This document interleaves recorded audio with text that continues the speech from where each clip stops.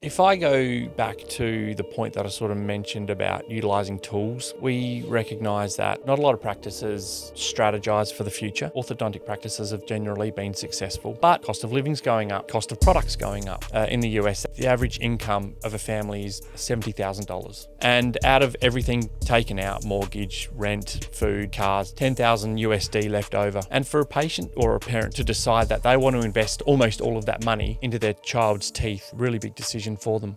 Welcome back to Tim Talks TIO, where we sit down with some of the greatest minds in the orthodontic industry, where we look at orthodontics on the whole, innovation, and the real human side of growing a practice in today's climate. Today, I am joined by Dan Bellelli from the Mac Consulting Group. Dan and I, we actually go back a little bit, don't we? We've kind of crossed at multiple intersections of your career along the way. Yeah. Do you want to introduce yourself really quickly to everybody? Great. Thanks, Tim. Thanks for having me. So I was thinking on the way here I couldn't actually pinpoint when it was, but it's probably probably when you first joined TIO, somewhere around there. So I guess I started in the orthodontic industry in 2007, so way back when.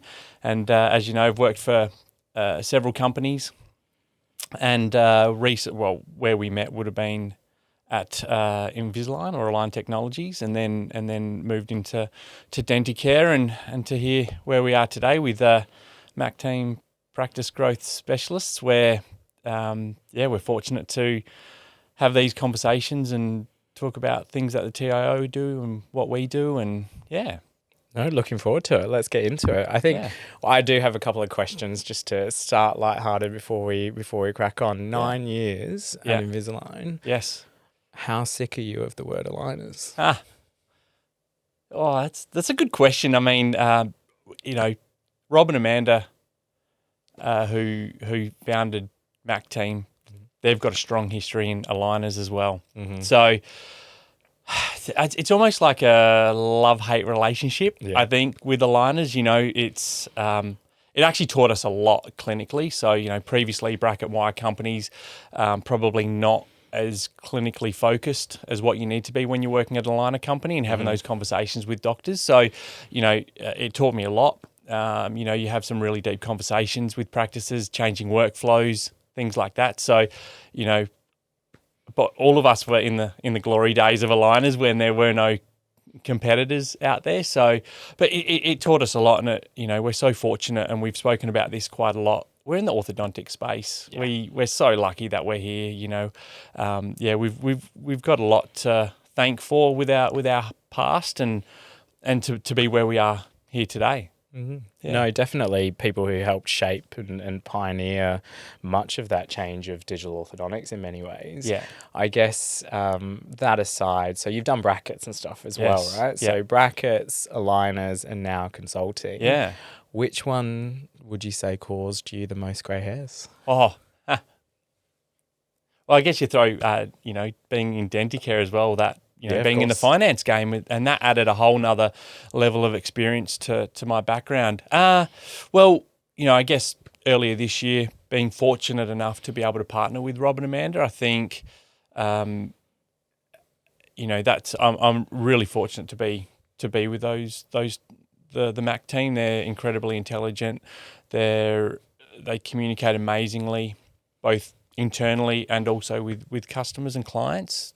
And going back to your question, I don't know what caused the most grey hairs. It's probably age in my personal life that's caused that, maybe. Me too. They keep popping up everywhere. I'm like, there's an extra one today. Just have to run with it. No, but I think probably not so much, giving me the grey hairs, but certainly giving me the most fulfillment at the moment, and really filling that cup, so to speak, is working with Rob and Amanda, and also my wife in the background as well. So she's heavily involved in the business as well. And I guess challenging ourselves individually each day, it probably produces a few more grey hairs for me, but it's just so rewarding. And and really diving into practices and supporting practices, it's just so enjoyable where I'm at the moment. Good. It feels like, firstly, I'm glad that you're happy. It seems like you've really landed in a position where you are able to almost culminate all of those learnings and put them into practice in a fully holistic way with your customer, right? With the support of the team around you as well, which is good. Personal question, completely off script, but I'm going to ask it anyway. Okay. Working with your partner. Yeah. What would be one tip you would give to somebody? Because let's face it, a lot of people, particularly in our industry, do. They work together in whether that's in practice or both orthos or practice manager ortho or in the appliance companies. You know, it's pretty prevalent. Sure. What would be your biggest piece of advice to someone who works closely with their partner professionally? My brain automatically goes to, don't do it. no, well, you know, I get coming on with Mac Team as well. It wasn't necessarily the plan that Mel would be leaning into it, and it's kind of evolved with her specific skill set. She's which also adds another layer of to Mac Team. To be honest, you know, she's got an interior design background, so several of our clients that we've worked with, she's also leaned into you know, the new build process or sort of some soft furnishings to, I guess, tizzy up a practice. So.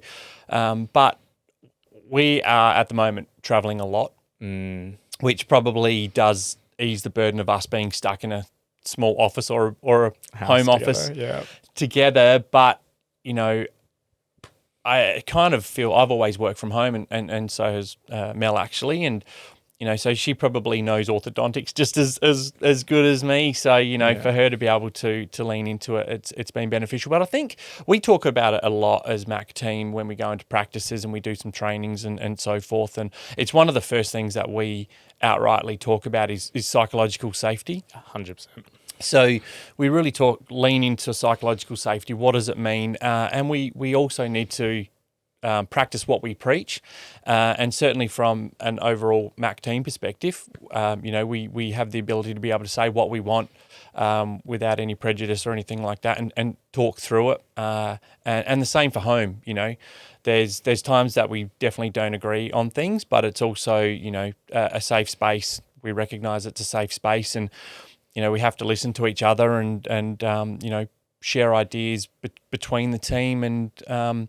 So it's an unusual situation because we are also traveling a lot. So I'm not home that often at the moment. So that, you know, probably does help it, but it also exacerbates certain aspects of it as well. You know, like coming home and having to, you know, being away all week, and sometimes you really want to talk about things, or other times you just don't want to talk about anything.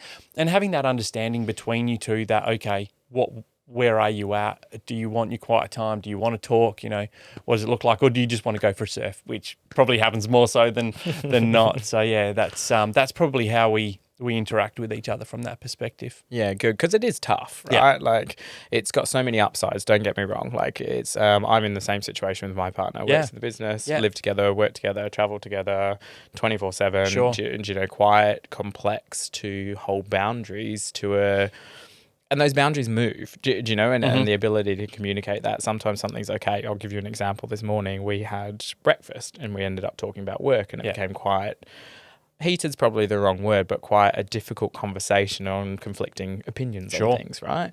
But that's at 7 o'clock in the morning at breakfast before you even start your day. So sometimes it's tough, but the flip side of that is someone who understands what you're going through, someone who, you know, has your back completely to help do that and to understand where your strengths are and your weaknesses are better than anybody else, and be able to bring, I think the bit that you mentioned about a complementary skill set as well is often almost downplayed based on the personal relationship sometimes versus that. So I think that's the bit that people need to be cognizant of is actually there's far more upsides, but it is difficult sometimes from a personal, you know, balance perspective, I imagine. Yeah, absolutely. Rob and Amanda are in the same boat as well, you know, so we all have to be, we all have to recognise the time that we need to not work as well. I think that's the hard thing about like breakfast this morning or on the weekends. It's easy just to pick up your computer and say, hey, I need you to look at this or whatever. But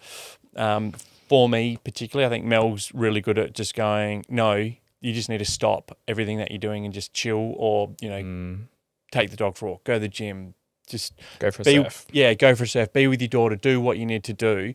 So I think that's probably the key as well. And you know, from an orthodontic practice, you know, there's, as you said, there's so many husband and wife teams, whether it's orthodontists, practice managers, whatever it is. And I'm sure, and I've heard stories where, you know, dual orthodontists are sitting there in at bed tonight doing digital work, you know, and it's challenging because I was having the conversation the other day about phones.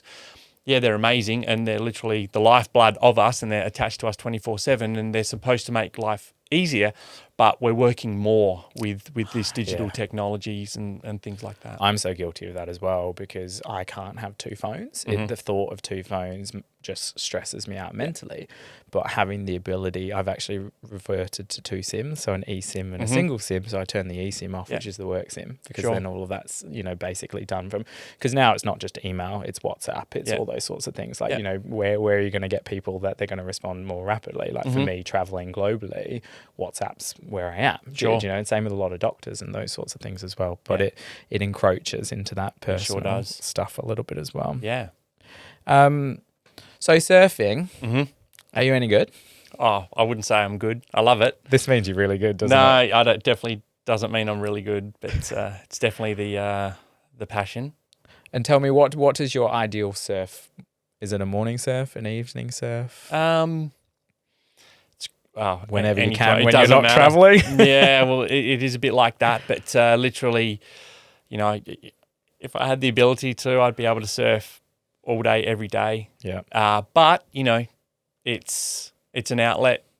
I've spoken about it before, where it truly is my outlet where I can go and I can surf with mates, or I can surf with other people that I may or may not know out there and just completely disconnect. You know, it's taken me to some stunning places around the world. So it's definitely my outlet.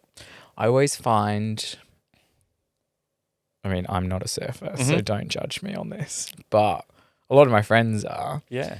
And they say the common understanding and the teamwork of people that you know nothing about or have literally met for 2 seconds, but the ability to communicate who's taking what and who's doing what is actually almost a masterclass in teamwork. Do you know, in terms of bringing people together that don't have a lot of history, haven't sat down, but have a common goal and understanding, you know, and building from that foundation. Yeah. So I find that sort of psyche of it really, really interesting. Oh, there's definitely hierarchy in surfing. There's unwritten rules that you abide by, and you know it's purely out of respect for each other. Yeah. You know, on the Gold Coast, you know, we lived in Brisbane for a long time and moved down here, and it's really busy surfing some of these waves here. So there needs to be some sort of order out there, and it doesn't happen all the time. There's, you know, there can be conflict, but and I've definitely got some good friends now that I've met in the water and that sort of live in the area, and that you then start to communicate with and become friends, and you know based on not knowing them other than in the water. So it's a, you know, it's a beautiful part of the world up here, you know. And to be honest, I had a melanoma removed earlier in the year, and you know, probably was from surfing. So I'm pretty cautious about when I do surf now, or you know, have to wear the hats and you know, be really specific in terms of my process to get out in the water and just look after myself. So that was a bit of a wake up call, because I want to be 80 and still surfing. Yeah. So I want to be 80 and still, you know, spend time with the family and be around for that. And obviously being always outdoors does or can potentially cause issues as well. Yeah. I'm sorry to hear that, but I think, you know, perspective as well is kind of a blessing in some respects, right? Not always a nice route to get there, but by the sounds of it, if you go, no, I want to be here when I'm 80, this is what I want to do, and this is what's actually important to me, is actually really great. Absolutely. And you know, the main reason why I also mentioned it is for the fact that it's awareness. Yeah. You know, like I'm part of a group on a Monday mornings. These guys do it multiple mornings a week, but I just go a Monday morning down to the one of the beaches, and we do a team exercise session together, run by an ex-Bondi lifeguard. whippet. And, since I had that diagnosis, and, multiple people have then gone on to the dermatologist, a specialist, be very specific in saying you should be going to a specialist dermatologist to get skin checks, that, multiple people have gone to my dermatologist to get checked out. So, ultimately that's amazing that people are taking it seriously and learning from other people. Yeah. Yeah, 100%. Yeah. I think it's one of those things that I think growing up in Australia, you almost think, oh, well, either A, it's not going to be me, or I go and do my annual skin checks and these sorts of things as well. But it's a very real thing. It is. Yeah, ground zero for Australia. Yeah, 100%, absolutely. 100%. All right, let's talk about what's really going on in practices as well, because you guys are in the trenches, in and amongst it. I know our teams are out there as well, but you guys arguably go very deep in certain areas of the focus points that you kind of operate in. So, first question I've got, if I gave you $1 for every time a practice said to you, yes, we want to do that, but we're too busy, how rich would you be? Yeah. Change is difficult, and definitely would have a few more dollars in my pocket than I have now. That's for sure. Yeah, it's a good question. Meeting with a doctor tomorrow that is just struggling with time. Time to change, time to see, do they more patients, whatever it might be, we have to have a conversation about what do they perceive as time, I guess, is another thing as well. And I guess, what does the doctor want to achieve with that time as well?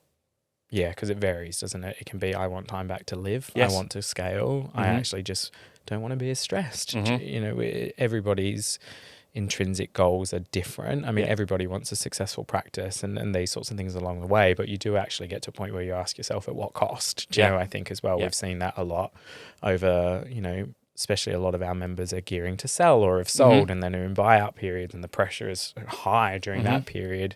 So, I guess it's that question of, if you had your time again, what would you do differently in some respects, or what do you truly value? I think when you talk about the leadership stuff that you do, getting to that root cause of what's important, what's purpose, and what is that intrinsic driving force is incredibly key, right? Yeah.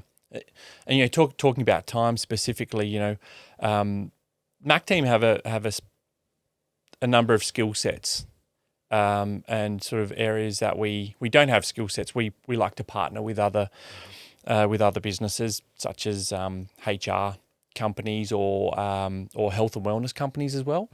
And specifically to your question around time is burnout. It's a real problem, I think, currently in orthodontics. Once again, going back to technologies available and thinking that things can help you, which they can if executed correctly. But, there's burnout is real. And one particular partner is in neurolinguistics and a cognitive therapist, and she really dives into this type of stuff to support doctors and overcome burnout. So Rob and Amanda have known this particular person for a long time. She's based in the UK and has worked in dental and orthodontics for a long time. So she fundamentally understands how practice operates and runs. So it's a really good synergy between, I guess, that science that she's working on and the science within an orthodontic or dental practice. Yeah.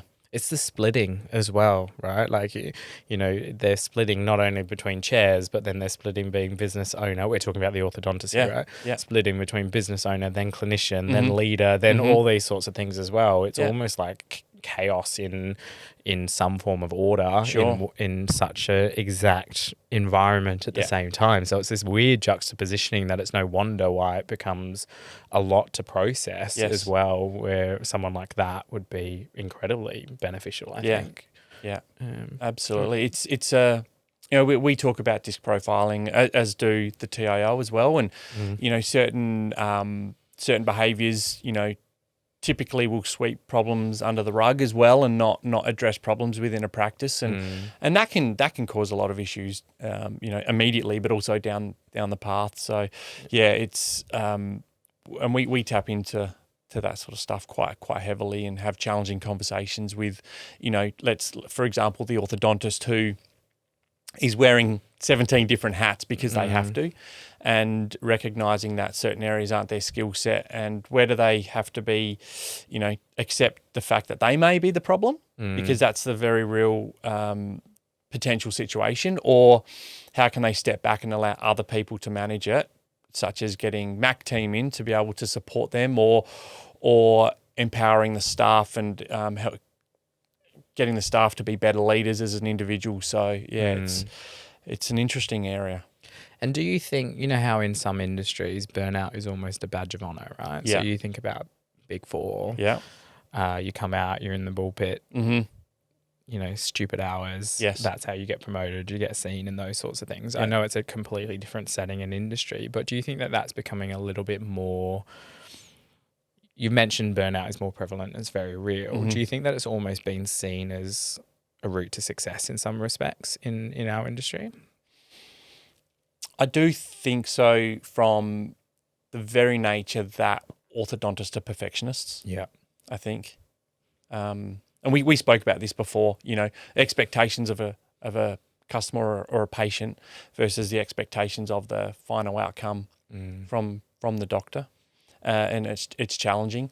And I think that burnout's always something that's, hindsight's a beautiful thing, although in this instance it's not a beautiful thing, because once you get to that point of burnout, it's unpicking it so hard and recovering from it is long. Yeah. Right?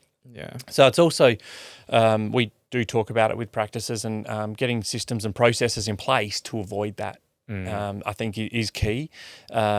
We sometimes we come into a practice and it's almost too late that they're deep down that burnout path. But we also come into practices where we can recognise it, and it might be for the staff as well. Some staff might be burnt out, and it's calling that out and making it, once again, a psychological safe space, and being able to have that open and honest conversation within a business, because it's not a badge of honour. Like, as you said, lawyers are probably quite, that's an area where they grind it out for hours and hours as well. And it's certainly not a badge of honour, because it's got such a detrimental effect to professional and personal life. Yeah. Yeah. Could not agree more Yeah. with you on that. Zooming out a little bit from that and looking at an orthodontic on the whole, what would you say are the biggest 3 myths of orthodontic practices of 2025 that you hear, see, or believe? Yeah. Or don't believe? Oh, yeah. I think firstly that practices are generally successful. Orthodontic practices are, for the most part, generally successful.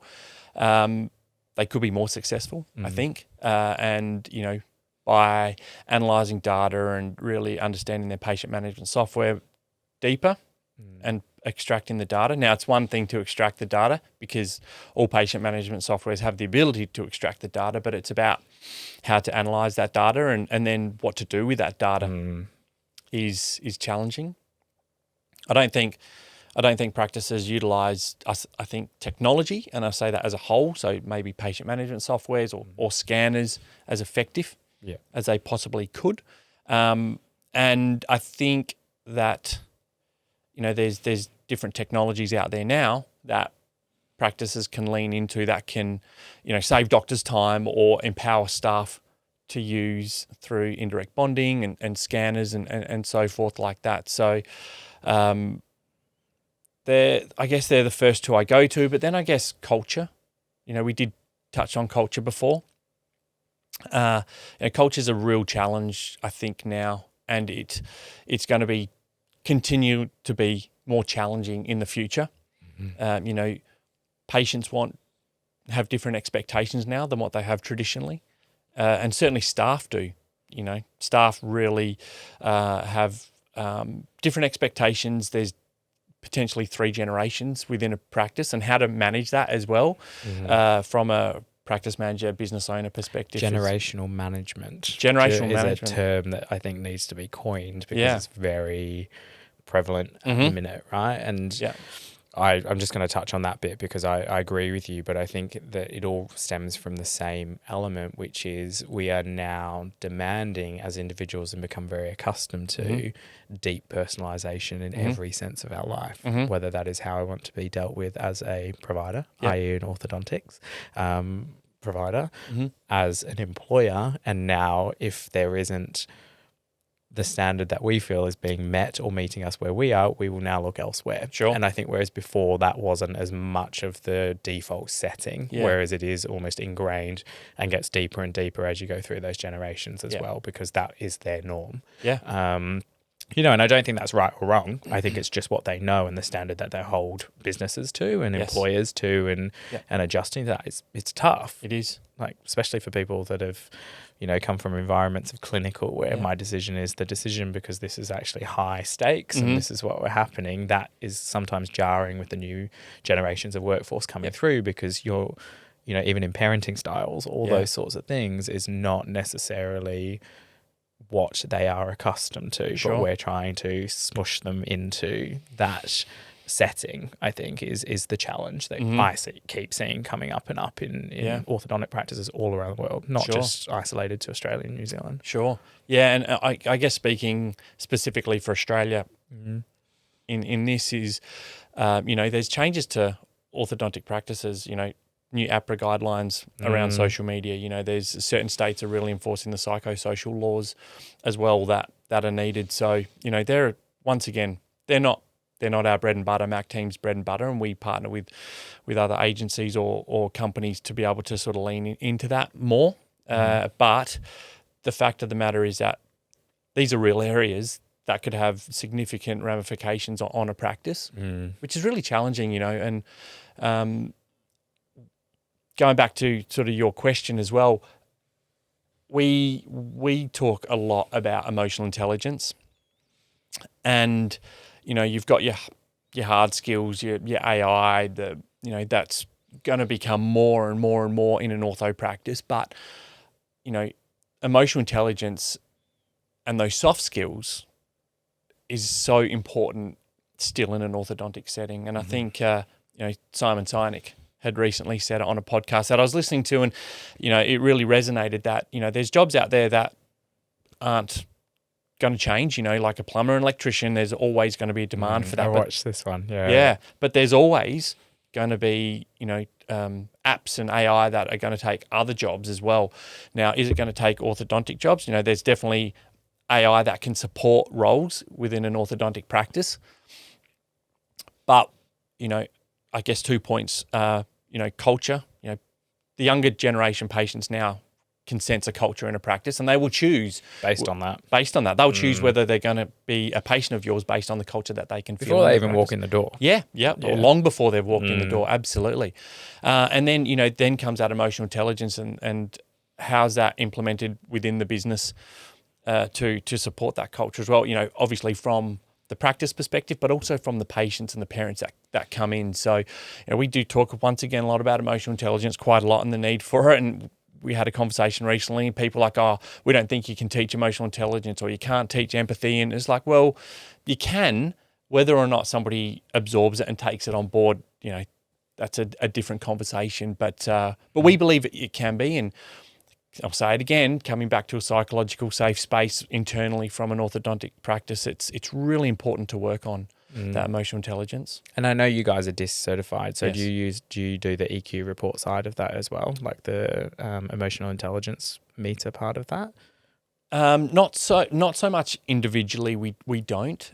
So we obviously do DISC training. The company that we use give us multiple reports, and then we'll sit down individually with people and really go through it from that perspective. And, you know, we were touching on it before over a quick coffee. You know, it can get into some murky areas around, you know, trauma and things like that might be affecting certain things, because it always comes up. I'm different at home than I am at work, and then you're sort of having these one-on-ones and pattern behavior from inner child trauma, 100%. And it's important to recognize it, but that's not our skill set. And we've recommended on multiple times that you might need to seek other support, and that's where those psychosocial laws are really coming into play, where you will have an employee assistance program built into it that is that can be very supportive to staff members.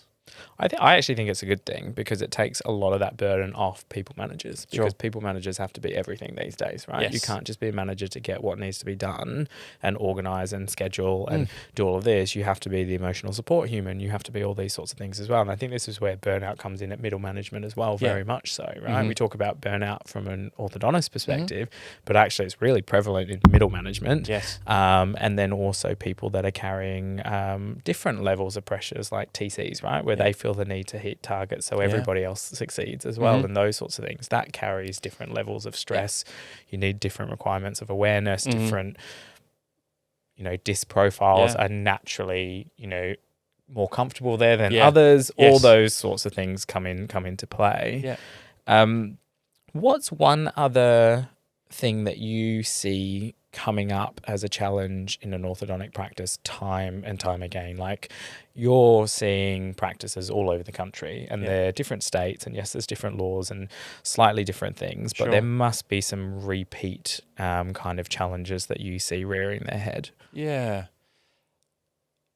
If I go back to the point that I sort of mentioned about utilising tools, we recognise that not a lot of practices strategize for the future. And as we were saying, orthodontic practices have generally been successful. But there's always additional squeeze now. Cost of living's going up. Cost of products going up.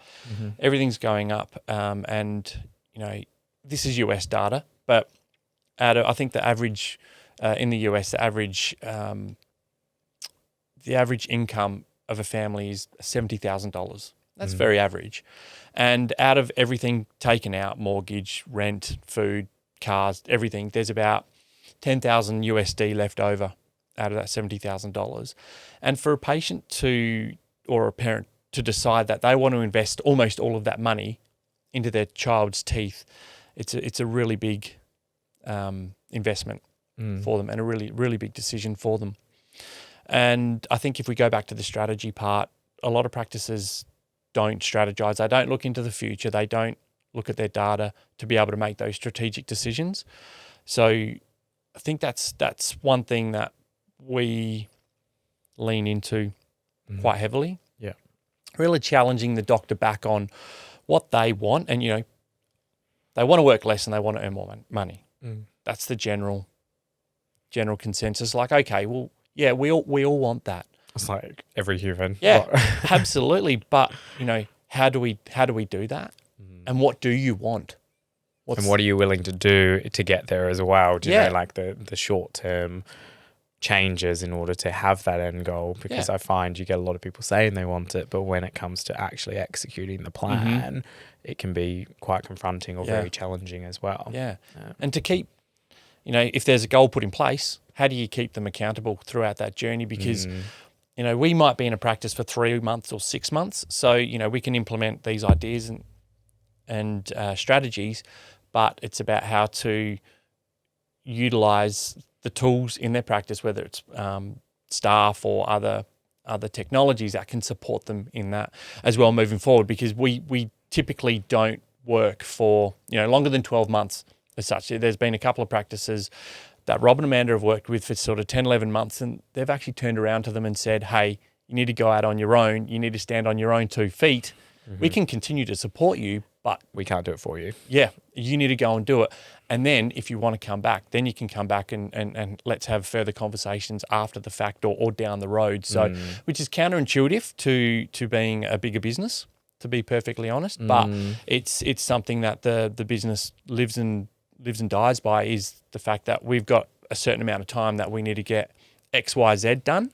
And then we want the practice to be able to support themselves And if you wanted to engage us on a monthly basis, very reduced monthly basis, to make sure that you're accountable, we're happy to do that. But we strongly need you to stand on your own 2 feet. Yeah, we always refer to it as being a PT. So where the PT will write you the nutrition plan, we'll tell you what needs to do, we'll run you through the first rounds of your exercises and these sorts of bits as well, and we'll hold you to account. But at the end of the day, we can't lift the weight. Yeah. It's plain and simple. Yeah. If you wanted to do that, then you need to have us as 6 employees in your organization to do that. So the agreement here is, you work with us, but you will do the work as well. Yeah. And that's not it's not always that simple, don't get me wrong, but that is the ultimate goal. Sure. We should be setting you up to fly on your own, not to, ultimately a lot of TIO members retain and stay for a number of years, but that's when we go, okay, well, we've nailed that bit, we now move on to another section. But no, I love that. And I think that's important to kind of keep that accountability, because that's the toughest bit, and that's what they need the most sometimes, I find. It's what they actually want or say they want, and then sometimes it's uncomfortable, but accountability is uncomfortable sometimes. But that's what we all need, no matter who you are in the world, I think, is someone holding you to account, because self-accountability, as fun as it sounds, often can lead to complacency or maybe I won't, or I'm feeling like I've got a lot on, I'll just, not do that today. And then all of a sudden that becomes habitual and then it catches up with you. Sure. So I think that's really, really good. I think to that point as well is a lot of orthodontists, they don't want to rock the boat in the practice as well. So they know that they've got to change and they know that they want to change. Yeah. For whatever reason, but they don't want to rock the boat. And you can help facilitate that then, right? And break down some of that. Yeah. Absolutely. It's have you seen the TikToks where it's the ortho that's like marching over to the desk and it's like, I've had enough of this, and then the practice manager turns around and goes, just literally shoots them a look and says nothing, and they turn around and pivot and walk off like a child that's just been told off, and we're like, we all know who's really running these places. Yes, very much so. Yeah, love it. What's the most underrated habit you've seen in a high-performing clinic? The most underrated habit. That's a good question. I think what we find is we do a lot of internal questionnaires and to patients as well when we work with a practice. What we do find is time flies by, and a lot of practices forget about the education of your staff, I think. Probably a big one. And when we ask staff members, what would you like to change or what would you like to see more of, it's training. There's really strong data around training as well, about keeping your staff motivated and keeping them on board for as long as you possibly can. Orthodontics is an industry where there can be churn in a practice for multiple reasons. But I think what we see is team members have a thirst for education as well. So I think that's one common area where we see that, it can be, if it's not scheduled in, you might get 6-12 months down the track, and there hasn't been any education and support and training for the team.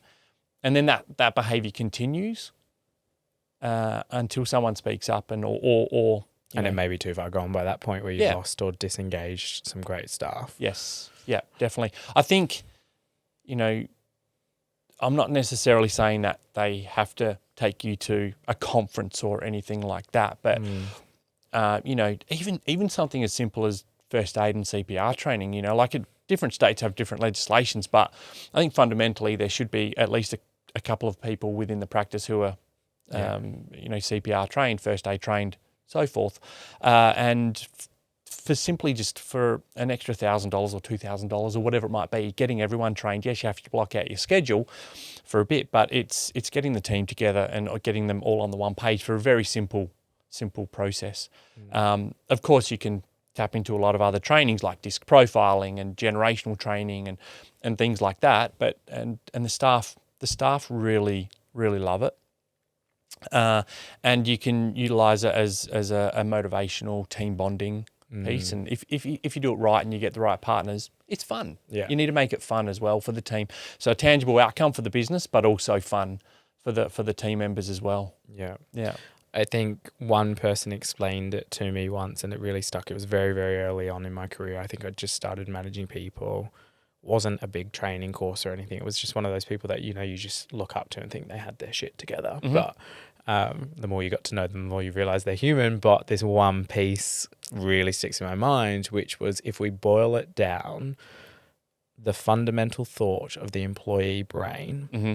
whether we like it or not, is, are my prospects better tomorrow sitting in this seat today?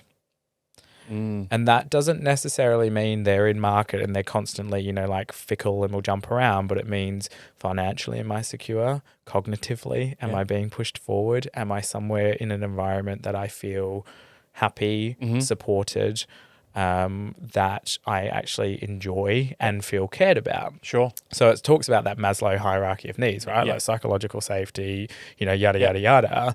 And some of these are seen as in excess of those, but I probably would tend to agree with you a little bit more. They don't have to be big. They don't have to be swooping. Something like education of going, actually, I learned something today, is far more powerful sometimes than more money. Sure. Do you know those sorts of bits as well? So 100%. I think that's one thing that practices in 2025, 26 could probably take away is, you mentioned $1,000, $2,000, small price to pay compared to loss of productivity, changing in staff recruitment, all these sorts of things. If you were to actually tot up those quote unquote intangibles, which one are you actually better off doing? But I think that's the connection that isn't often made. And it's a really unfair expectation of orthodontists, I think sometimes. They go to university to become these amazing top of their game clinicians, but they're not educated on a lot of this stuff. So it's not their fault, do you know? And I think that's where looking at partners like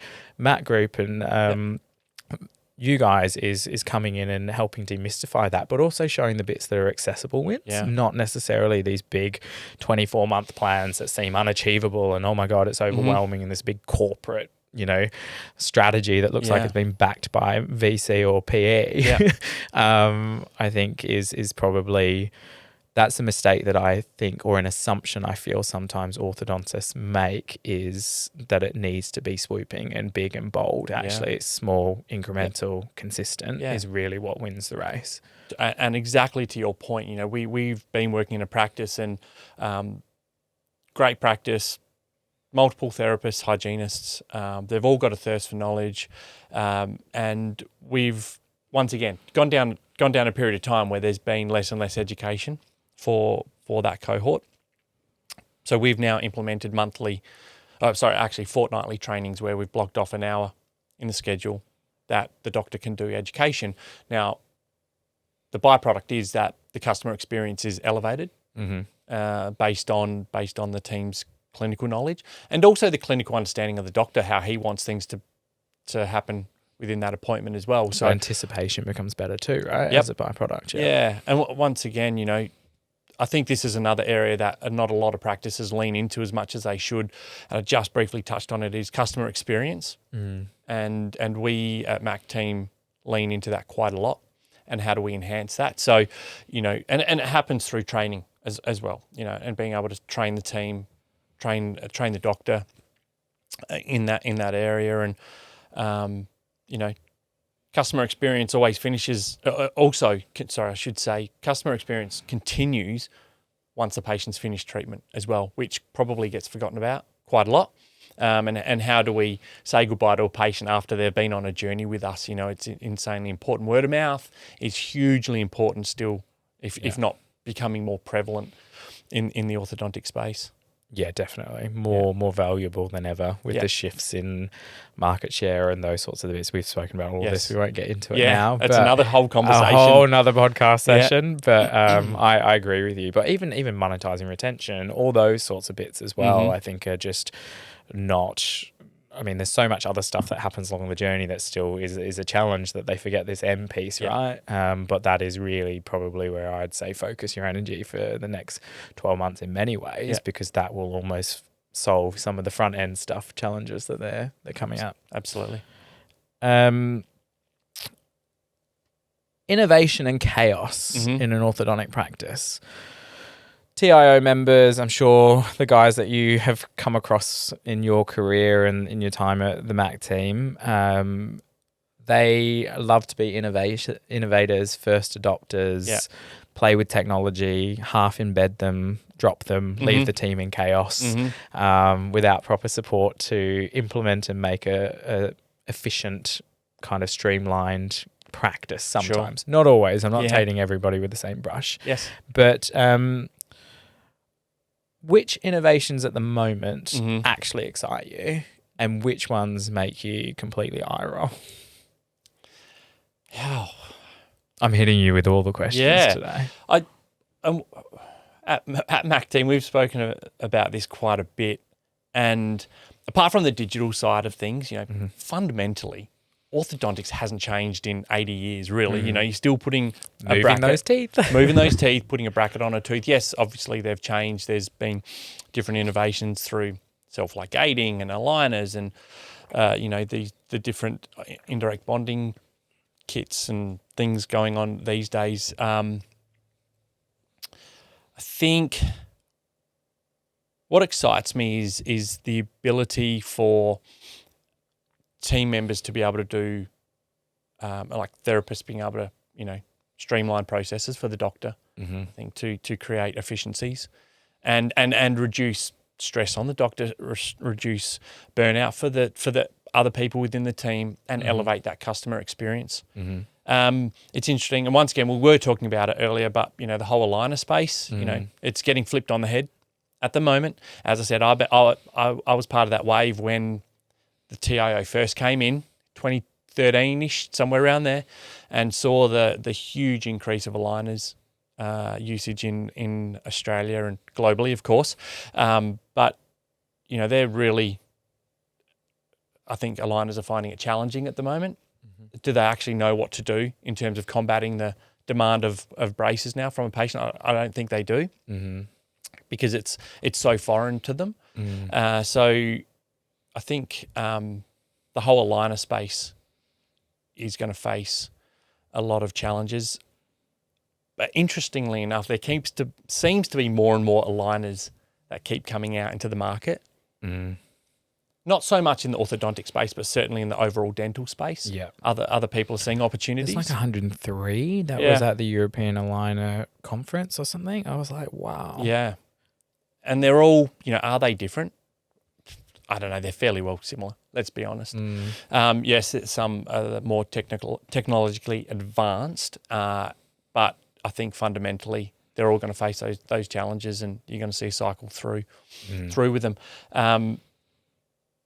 I think Aussies have a fairly good, excuse my French, but bullshit radar detector. And if something seems too good to be true, it generally is. And so I think that's probably what's limited the amount of aligners coming into ANZ. Even though companies will utilise Australia as almost like an area where they can launch products, and if it implodes, it's only a small island of orthodontists or whatever, so it's not going to have a huge ramification. Globally, reputationally, 100%. So it's kind of interesting from that piece. So, I guess the challenge for orthodontists is how do you integrate aligners into your practice based on what the patient wants? How do you integrate other technologies into the practice for what patients want and demand? I think parents and patients want things completely different these days than what they have in the past. Everything needs to be, as you touched on before, everything needs to be done immediately, quick fix. Not necessarily that, obviously orthodontics is no quick fix, it's a journey, but that's not the expectation from the patient. Yeah. 100%. I think we've seen it go both ways with technology and innovation, right? It can save hours or, loads from a cost line when you look at it from an EBITDA point of view. Yes. Or it can send you into like dashboard purgatory and cause a lot of stress. And when you look at it in hindsight, actually probably didn't make that much of a difference to A, the operating efficiency, or B, the bottom line. Yeah. And I think that's where that quote unquote bullshit radar becomes really important when you're looking at that holistically and having partners like yourselves to analyze that data and go back and look at that and actually look at it statistically, not just from a gut feel or I want to play with this new technology. Like there's room for that. There's room for sandboxing, but I think when you're going to push that through your practice, there's a couple of qualification considerations I think that need to be kind of run through first. You know, to quote Rob McDonald, you know, facts don't have feelings. Like he really. My team are gonna hate that you've said that. Yeah, I apologize for that right now. Oh, they're gonna hate you because my first question is that fact or is that feeling, and they hate it. Yeah, but you can't. I mean, you can't make a strategic business decision based on a feeling. Yeah. Whether you're right or wrong it's irrelevant. But you know, if you don't fundamentally have that information at hand to be able to make that strategic business decision, is an issue. And then also if you are wanting to make change, if you wanted to go into a new technology or you're trying to implement something within the business, giving the team the why we're doing this, I think will avoid what you were mentioning before about, you know, certain technologies going to practice and failing. I think fundamentally it's the communication as to why we're doing it that is not consistent, or it just simply doesn't happen. You know, we're just doing this and everyone has to jump on the boat and row in the same direction. It's like, well, why? You know, that's challenging to communicate to a team. And you're always going to have people that are pushing back and people that are on board, but it's about communicating to the team. I think that's the last bit before we wrap that I want to kind of move into, which is the culture piece. And that's a huge part of what you guys do, right? Because people are still the biggest asset in any business, let alone an orthodontic practice. Yes. You know, that we've got the talks of AI and these sorts of things coming up, and you know, it's there to support and make lives easier and elevate our, whether that is efficiency or to free people up to be more present and use those EQ skills or soft skills that you were talking about. That's going to be a massive differentiator moving forward, I would imagine, if cost lines are being squeezed. Adopt technology and then free up your good people to be front and center to focus on delivering the experience. But those skill sets are often kind of jarring as well, right? So someone who is really good from a data analytical point of view might not love welcoming people into a practice and making them feel like they are the only person in the world. Sure. How do you go about working with a team in structuring your team roles, responsibilities? What's in it for me, why we do what we do, those sorts of things. Give me a real quick fire of how you would approach that. You know, the thing with Mac Team is what we do is very bespoke with individual practice. So it's different from practice to practice. What we do love to do though is disc profiling as well, as you know. And I guess we've been in scenarios where people have said throughout the disc profiles, like the disc profile training, that, okay, either self-reflecting, I am a D or an I or an S or a C, or the doctor is a D or a C or whatever they might be. And, you know, we've been in scenarios where the practice manager has said, so I've gone to the conscientious C personality type to get an answer 3 weeks, and I'm still waiting 3 weeks ago. And then the direct doctor has said, well, what's the scenario? Blah, blah, blah. And he's just like, just do this. So self-reflection, obviously, about themselves, about how they communicate, but also who do you go to get the right answer quickly, or does it need to be analysed? Working out who needs to be there. But also, as well, from a team perspective, you know, we've been in practices where we've had certain team members who are high eyes or high influence, you know, big personalities, that they get put into steri and they're on their own in steri for the day, and they're dancing around and having fun. Kind of, the perception is that they're having fun, but they've said that they hate being in steri. They're stimming to keep themselves up. Yep. Yeah, 100%. And then when it's come to the doctor and the doctor's like, I didn't know that. Okay, well, let's not put you in steri. And the other person's like, I love steri. So, you know, when you tap into, we love disc. When you tap into stuff like disc, as the TIO do, you can really uncover a lot of system and processes improvements, and also, you know, where people sit within the business, whether you've got a really direct person on the front desk. Is that the right person to be there? Maybe, maybe not, depending on emotional intelligence. But, and understanding what they could be doing as well. So I think that's an area that's really quite fun because we do the training. It's fun training, but then it's, self-reflection is that, okay, I might not necessarily be good at what I'm doing. So can I go into another part of the business and also, how do they better communicate with the patients for a better patient experience is the end goal as well. Yeah. Couple of quick fires. If a practice owner who's listening and they are fully aware or in the position that my team is exhausted, what is the first thing they should do tomorrow? It's a tough one because I think the time of the year that we're doing it is towards the back end of 2025, and a lot of people are tired. I guess understanding why people are burnt out first. Is it staffing numbers? Is it staffing demand? Is it the schedule? I think you've really got to, for a better terminology, not use a shotgun approach and try and fix everything. You've got to really hone in and understand what the problem is, what is causing the burnout, and then address that. I find that too many people think it's a number of things, but it's probably a couple of specific things that need to be changed. So it might sound too vague, but I think you have to dial in and understanding why.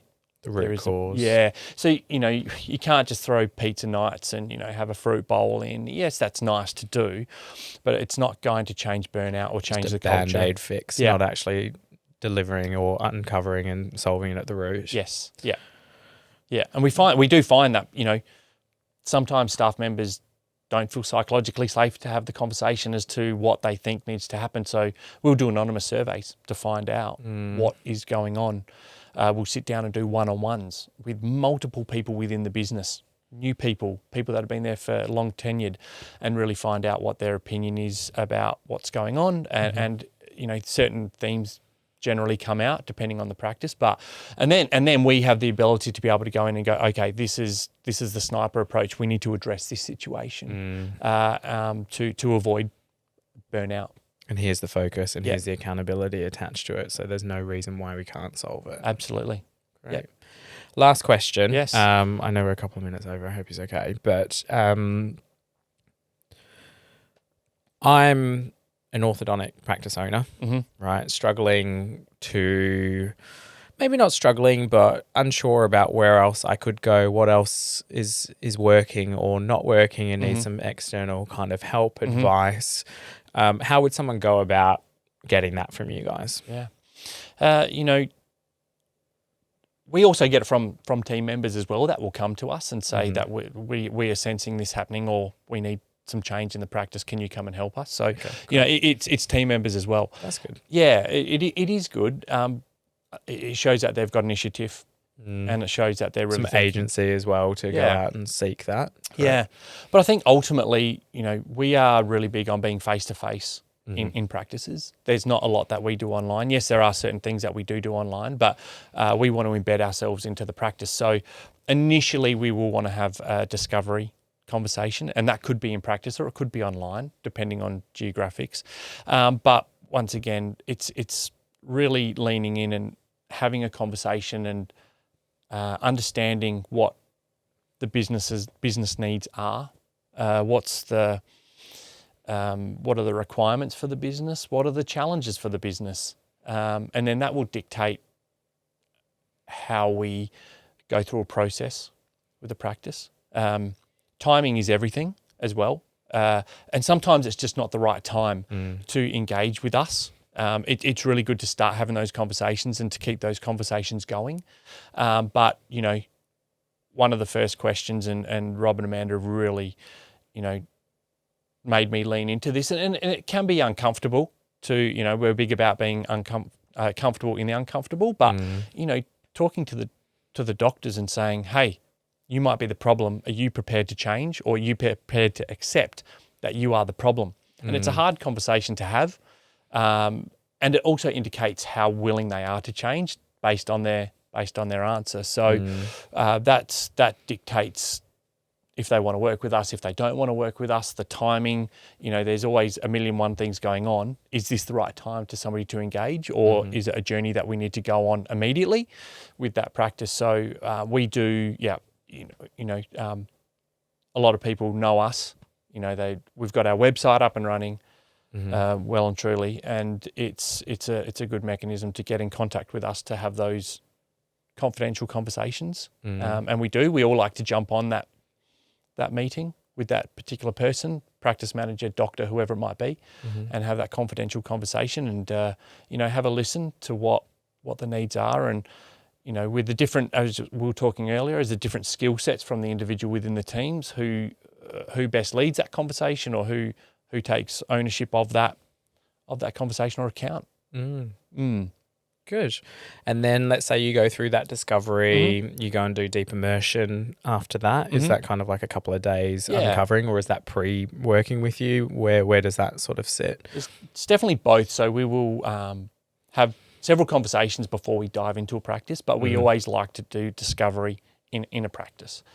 We like to we like to be in the practice, sitting in the corner, listening to what's happening on the front desk, listening to watching the practice manager, what they're doing, listening to consults, following the doctor, following the clinic staff, literally everything, to get a true sense of what's going on. And sometimes that may take 2, 3, 4 days, depending on the size of the business, of course. And then we will we might have already given the practice an idea of what we need to do, or a proposal, but that proposal can definitely change post that discovery. I think that's really important. So the way that we operate is essentially on a month-to-month basis, where things can change. The demand from the doctor can change, and we could also change as well. We can highlight things that goes, no, we need to address X, Y, Z. We need to be agile and move to the right, or move to the left, or continue down that path.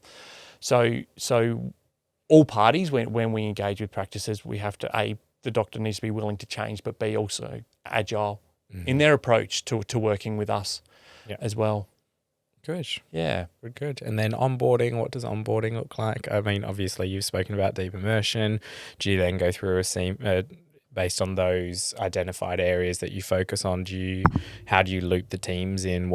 Imagine I'm someone coming to you going, what am I going to get from Mac team? Yeah. And we get that. We get staff pushback, once again, because the doctor hasn't communicated the why as to why they're coming on board. So we never give scripts out. We don't, that's not part of what we do, but we can educate the doctor in terms of having that conversation with the team about saying, okay, it's, we don't want to rock up on the day and go, Mac team here. Yeah. Ta-da, we're taking control now. Do what we say. Yeah. And they're like, who the hell are you? 100%. Yeah. So we want a point in time where the doctor will communicate to the team about us coming in, not necessarily the expectations. The why, the what's in it for them, those sorts of things. That will come out, but it's really important based off the discovery that then we communicate the things that we're going to do. So, there's, as I said earlier, it's questionnaires that we like to lean into to get the full landscape. They are anonymous as well, which is good, to be able to support the team members, and also support the doctor as well. We want their feedback. So that's generally the process that we take to get somebody on board. Good. Yeah. Perfect. Yeah. Well, thanks for joining me, mate. No, it's been fun. We've spoken about this for a little bit, and seen what you're doing and what the TIO do, and as we've discussed, it's interesting to see the evolution of orthodontics and the way that practices need to operate, and that's why we love doing what we do. 100%. And I think, we obviously talk about the complementary, between the two businesses and those sorts of things. But I think the biggest thing or biggest takeaway to an ortho is it's changing and you're not alone. There's loads of support, and there's loads of people who, do have your back and do want to have that common goal. And to do that, you're not expected to be everything to everybody. That's just not humanly possible. Yeah. There's no failure in that. Actually, I think there's more strength in acknowledging those areas that you excel in that nobody else can, and then also helping and bringing in the right support and the right partners and the right quote unquote PTs to come in and help you build that knowledge, that muscle in the business from there as well. Yeah. So I guess just one question back to you, Tim, is, you know, you've been in the industry for a long time as well, and also seeing it from, you know, multiple landscapes, being in the UK, US, Australia. What do you perceive as the biggest challenges that orthodontic practices are facing or are going to face in the future? Yeah, absolutely. I think, absolutely. The biggest challenges that we see orthodontic practices face today are increased competition, number one. That is coming in multiple different forms. So whether that is GPs coming into the market, technology allowing them to do that, but then also consolidation through DSOs and OSOs is a big one that's hitting Australian shores a little bit more, not to the extent of the US. Like they've always been around, but in the US that's very heavy and very kind of understood part of the market. There's been huge shifts in the UK in that front, in consolidation and acquisition, the likes of Portman Dentex, the My Dentist and My Ortho that are coming through as well. Sure. So I think that leaves a little bit of a squeeze on your owner operator private orthodontic practice. And the other biggest thing is marketing. The way in which you market has completely changed. We spoke earlier about it needing to be highly personalized, it needing to meet people exactly where they are, when they want it, how they want it. It's not a matter of, come to us, we do this, buy today, book in a consultation and crack on. That just doesn't exist anymore. I think self-service, the ability to be open or accessible in hours that aren't Monday to Friday, 9 to 4, is very important, and that's going to be a challenge that practices and owners are going to have to figure out, not necessarily on their own, but ways to overcome. And I think technology is a huge advantage or route forward to that, but it's not going to be the sole solution. I think you mentioned agility before, this mental agility to flip and challenge some of those historically grained thought processes is going to be really key, especially in this next wave of orthodontists that are coming through. So if I'm opening an orthodontic practice today, how I would structure it, the team, the acquisition, the sales and marketing functions would be completely different to what we were even educating and implementing 5 years ago in TIO. I think that is the biggest challenge. So it's been an absolute pleasure. Thanks. Thanks for joining me, and long may we hopefully have another one as well at some point. Yeah, well, and as I said to you earlier, it'd be great to get, business partners' takes on it as well. And, Rob and Amanda have got amazing experience, amazing ideas. And, it'd be good to get us around a table to have those conversations again. Let's do it. Yep, perfect. That's all we've got time for today. Make sure you subscribe and stay ahead of the curve. We'll be dropping a new episode of Tim Talks every month. Thanks for listening.